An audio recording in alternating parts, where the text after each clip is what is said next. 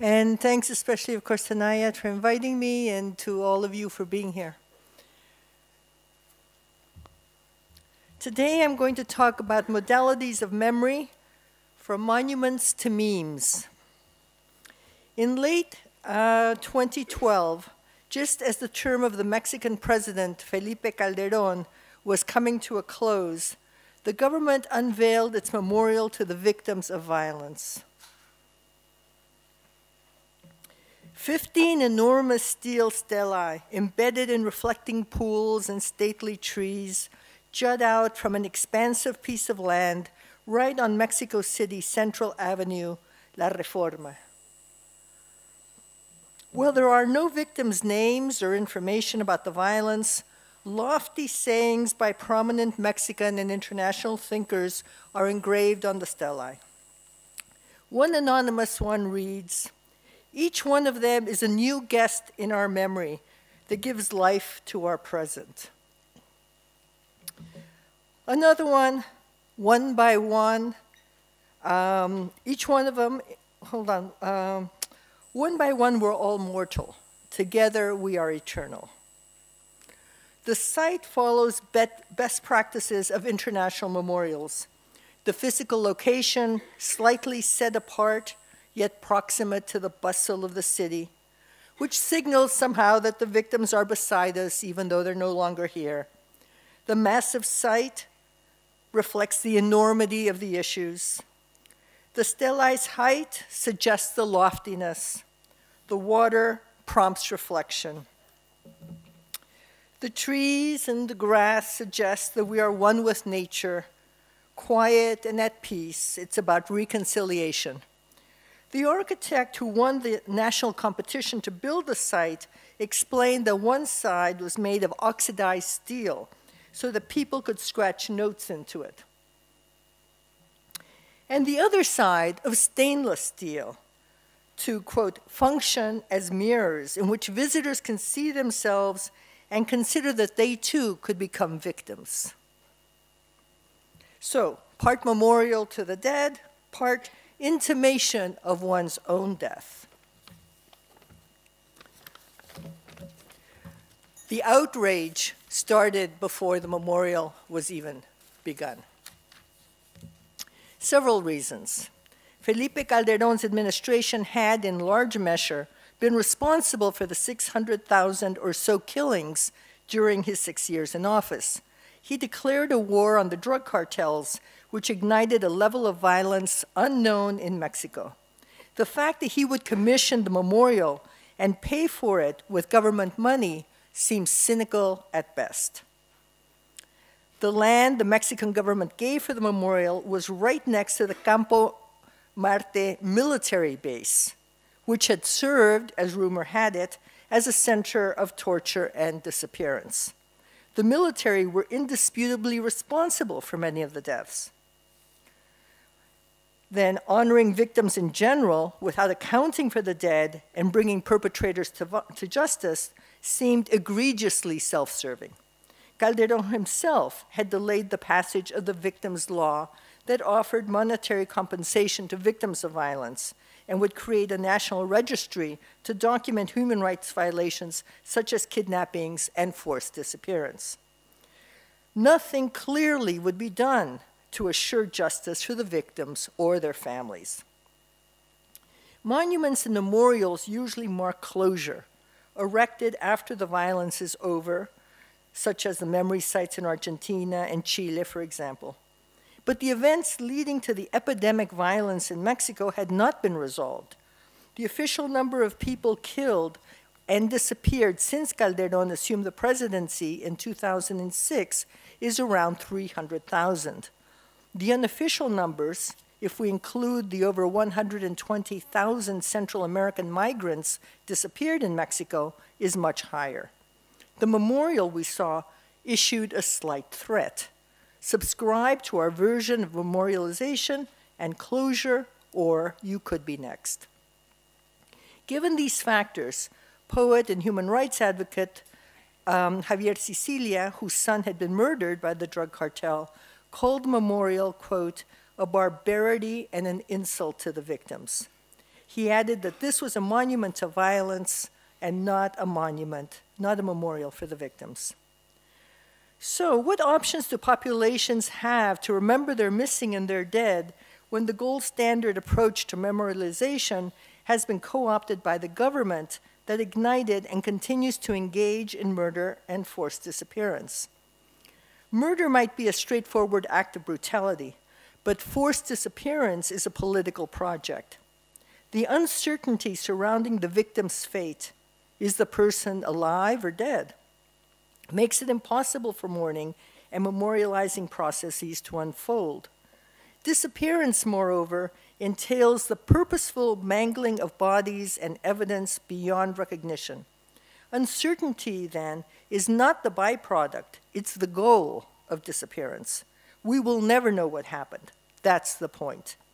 In international human rights law, forced disappearance, quote, occurs when a person is secretly abducted or imprisoned by a state or political organization or by a third party with the authorization, support, or acquiescence of state or political organizations, followed by a refusal to acknowledge the person's fate and whereabouts with the intent of placing the victim outside the protection of the law. Also, of course, it places the victim outside the process of memorialization. So what can be done when state-sponsored attempts to obstruct memory and justice, and when memorials and monuments, such as the Memorial for the Victims, become one more repressive technology of obfuscation? In a country where hundreds of thousands of people have been killed or disappeared since 2006, the disappearance of 43 students from a rural school, Ayotzinapa, became a cause célèbre nationally and internationally that almost toppled the Mexican government. On September 26, 2014, 100 male, mestizo, and indigenous students commandeered several buses to go to Mexico City and commemorate the massacre of over 300 students in Tlatelolco in 1968. This happened every year. The saying, El 2 de octubre no se olvida, we do not forget October 2nd, is widespread. That evening, a combination of military, police, and federal forces joined with drug cartels to attack the buses. After shootings for hours and hunting the students down, 3 students were dead, 43 disappeared, and 50 or more who had been tortured survived by escaping and running for their lives. Why? Where the families and soon Mexicans the world over demanded were the disappeared students, the 43. Why had the 43 since become so emblematic? When I first saw the family members and classmates of the 43 disappeared students in April 2015, I almost felt I recognized them.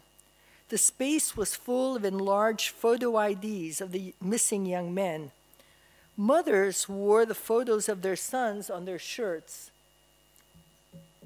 and made demands for aparición con vida, back alive. All of us shouted in unison, vivos se los llevaron, vivos los queremos.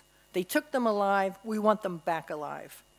We said their names out loud, one by one, followed by presente. Presente meaning they're here, present.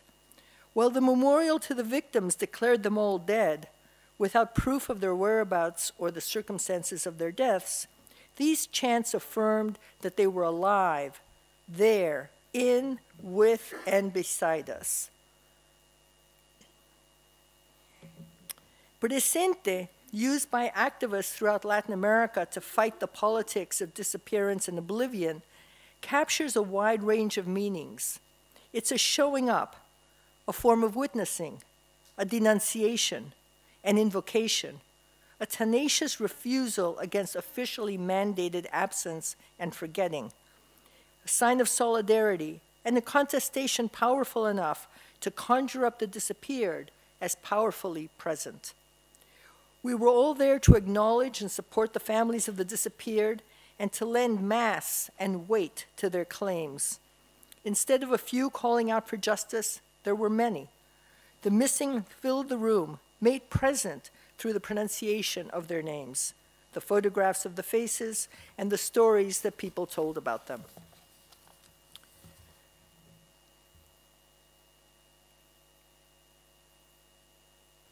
So we were all simultaneously remembering, honoring, and keeping alive. The photos, the grieving mothers, the chants make political claims. For example, they took them alive, we want them back alive, that were very familiar to someone who has followed the mothers' movements since the mothers of Plaza de Mayo originally wore their children's baby diapers as headscarves and started protesting in Argentina in the 1970s. These women, non-political actors, came upon a cluster of memes by trial and error. The Madres' performance came out of the conditions of impossibility imposed by the laws and prohibitions of the dirty war that forbade all kinds of actions, congregating in public, sitting in public for any length of time, protests of all kinds. So the mothers kept walking around the plaza in small groups.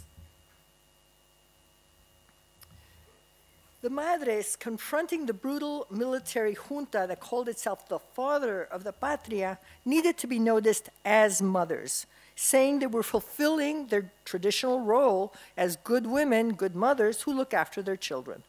The photo IDs insisted that the government recognize the missing as citizens. The claim, back alive, reflected their early hope of getting their loved ones out of jail.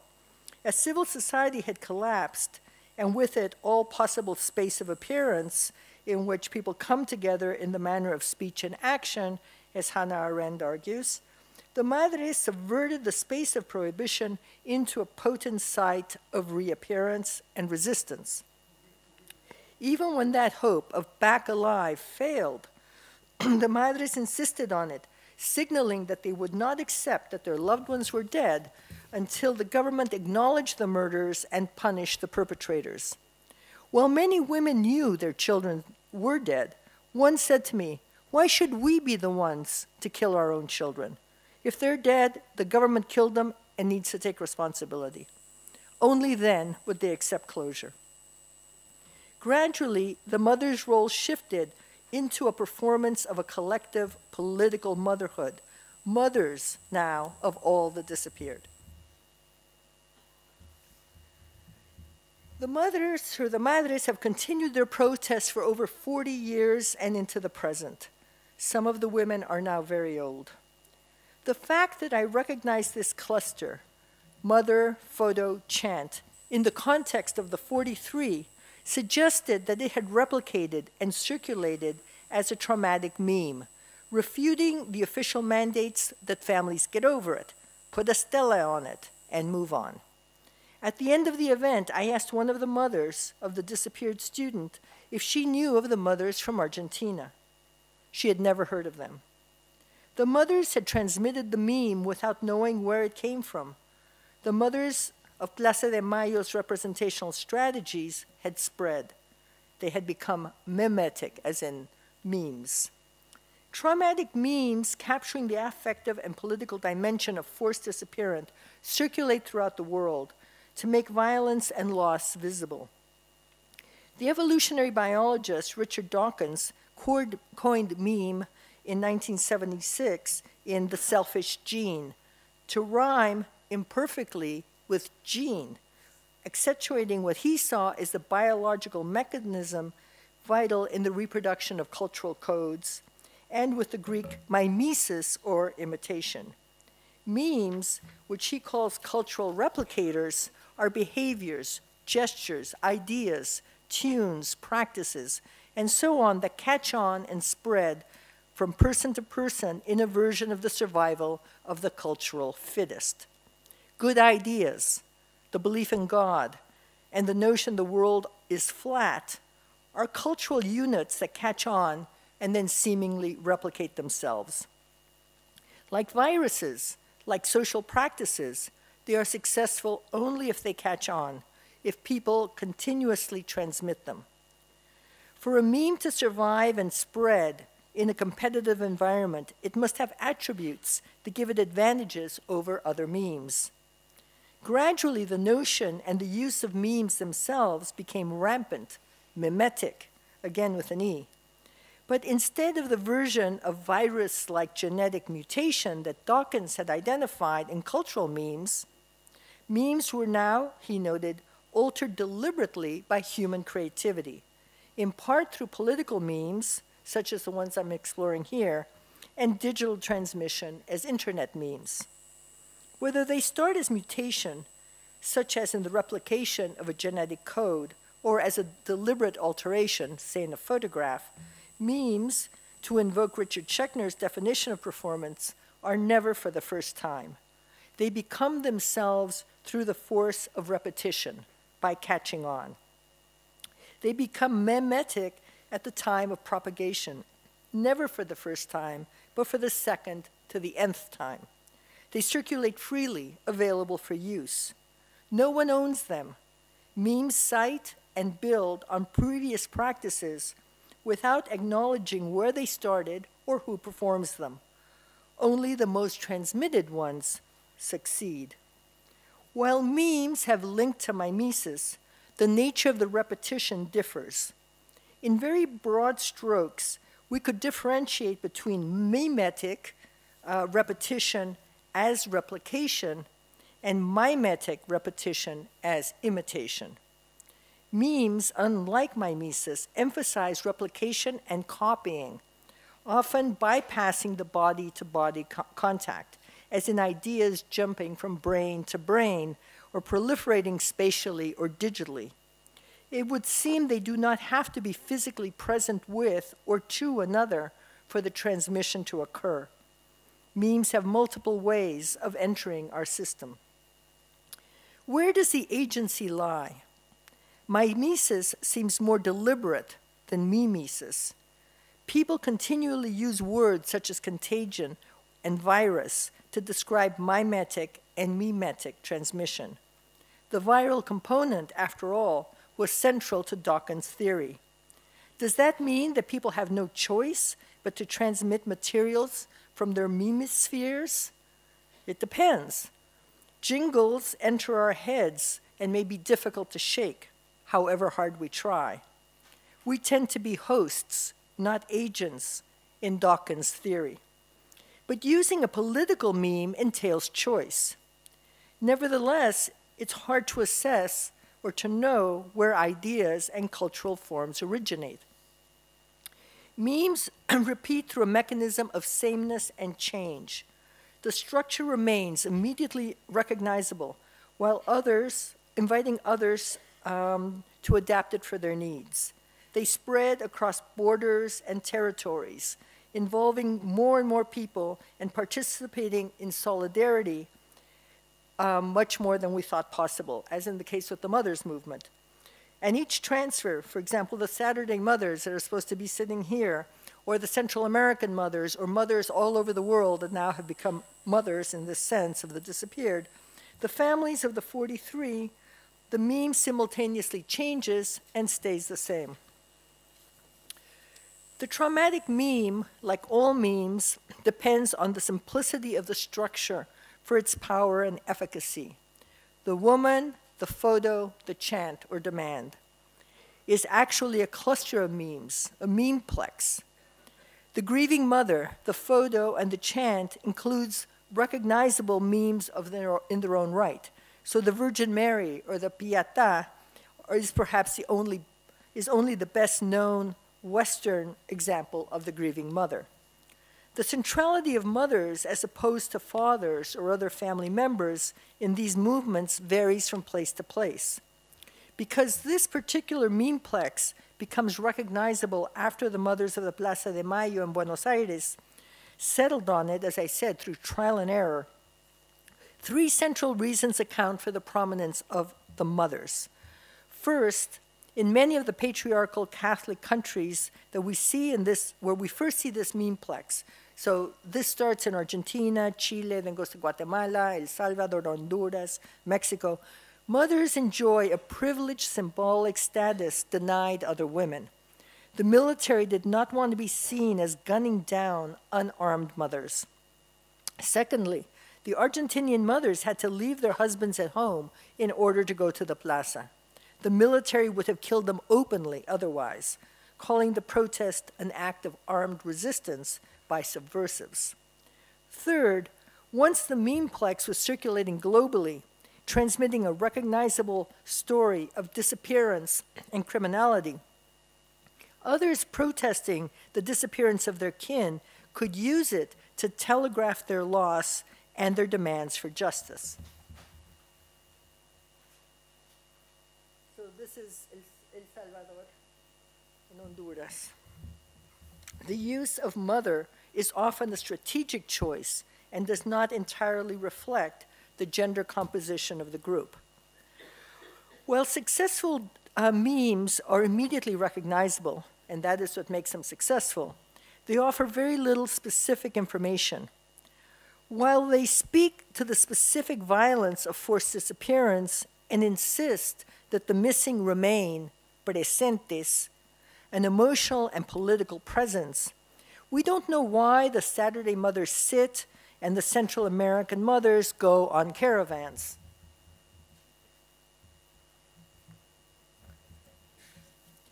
Nonetheless, they provide hints that can point to the relationship between the meme sphere and historical and political reality. Following this trace, in fact, reveals an enormous amount about political practices. The memes alert us to disappearances that otherwise go unnoticed by all but the loved ones of the disappeared. Registering the appearance of the meme is like catching sight of a large shadow. Is there an airplane overhead? What, we wonder, looking up, disturbs the light. The cluster or memeplex of traumatic memes, the grieving mother, the photos, the demands, are forms of keeping in memory that accumulate affective and symbolic power in each new iteration. Memes clearly are not in themselves traumatic. Nonetheless, given their reiterative nature, they serve as a potent mechanism for the reproduction of affective traumatic charge. Trauma, too, I have argued elsewhere, is never for the first time. It is also known by the nature of its repeats. If, as Kathy Caruth argues, traumatic repetitions are particularly striking because they do not seem to be initiated by the individual's own acts, but rather appear as the possession of some people by a sort of fate, then the contagious meme seems the perfect form of transmission. This is not to say that the meme is or repeats the trauma. Rather, it's a form of transmission that conveys the grief, identifies the loss, and makes the claim, all without providing the viewer with specific details of the disappearances. That's its power. Encountering the grieving women, the photo, the demand for justice moves me as a viewer in profound and deeply contradictory ways. I feel pity, outrage, tenderness, frustration, a sense of impotence, coupled with a sense of responsibility and political urgency. The meme summons me. I too want to be presente. I struggle to imagine the protesters' loss, yet resist the pain of engaging emotionally too deeply. The meme is effective as well as communicative. How do we make sense of their loss? Traumatic memes reappear, always asking the same question, always receiving the same answer: silence. It's hard to give an answer, one rights worker told me. With disappearance, she said, there is no answer. The traumatic memes, as Caruth says, carry an impossible history within them. The more we engage, however, the more some of us try to understand, acknowledge, witness, and denounce, rather than absorb or identify with the particular situation. Traumatic memes, thus, are doubly charged. Repetition as form, repetition as content, accentuating the againness of the loss, pain, and impunity of the perpetrators. Forced disappearance, these memes communicate, exceeds violence against individuals. It's ongoing state practice that undermines entire families and communities left in permanent states of uncertainty and anguish. These traumatic memes also underline the durational and globalized nature of protest as a response to continuous and globalized criminal practices. Traumatic memes pull images and memories of disappeared people and put them back into the public sphere. They too are presentes. In Mexico, people protesting the disappearance of the 43 took to the streets, demanding a government investigation and proclaiming fue el Estado, it was the state. This is in the sidewalk, obviously. Or, we're missing 43. Nos faltan 43. The tagline, they wanted to disappear us, and we appeared throughout the world, captures the global force of mimetic circulation.